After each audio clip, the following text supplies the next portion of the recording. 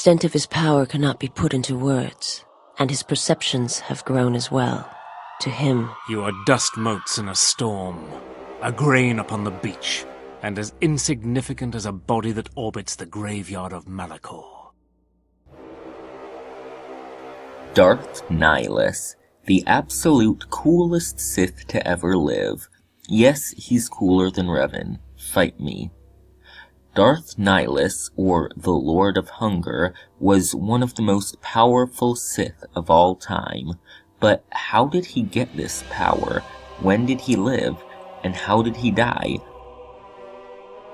Darth Nihilus was born as a human male over 3,960 years before the Star Wars movies take place. He lived through the Mandalorian Wars, a giant war between the Mandalorians and the Galactic Republic.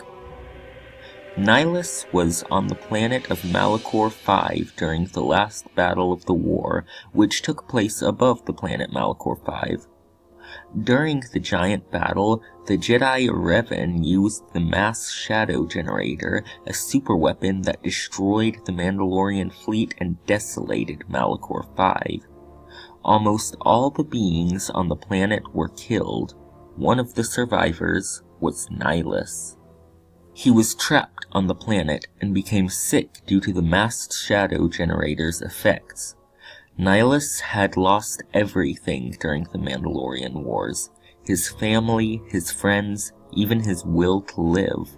With the effects of the Mass Shadow Generator, his grief and pain manifested itself into an extreme emptiness inside of him.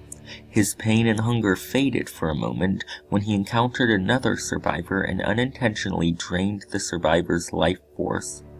But the emptiness and sickness returned worse than before. Nihilus began taking the life of other survivors to appease his hunger, but like an addiction, the more he consumed, the more powerful his hunger became. The Sith Darth Traya discovered Nihilus and offered to teach him the ways of the Force, making him her apprentice.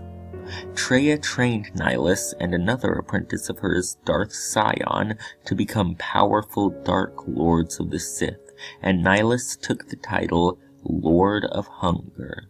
Each time Nihilus would consume life energy, he became more and more absorbed by the dark side of the Force. Nihilus became so powerful, he could even consume the life force of entire planets.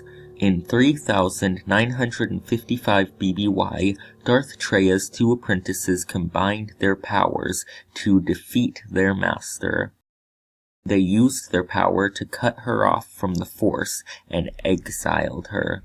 Sion and Nihilus then went on a Jedi purge and destroyed the Jedi Order and almost exterminated the Jedi themselves.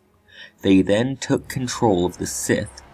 Eventually, the dark side eroded Nihilus's body so much that he had to detach his spirit and fuse it to his robe and mask, no longer having physical form.